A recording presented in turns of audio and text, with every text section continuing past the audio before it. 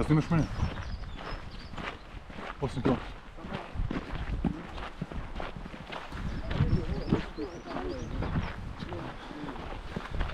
Gdje sad?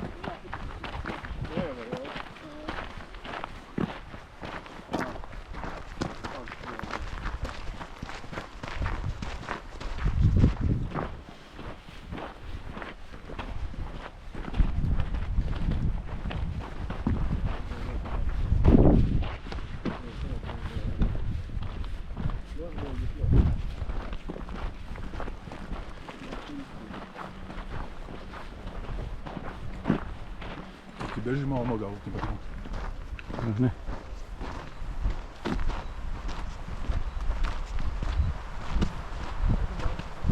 Fantastično izgleda. Ovdje je džipovi idu. Rekao mi Stevo, može džip da ti odvede do Midžora ili do Zuba. A vidiš gore stavio. Da on izbili s druge strane. A im, da kažem, ovo je veliko na sve. Više vidio, to ima, znači.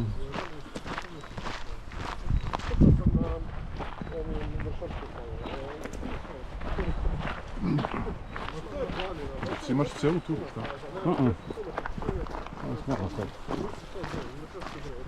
Vidim.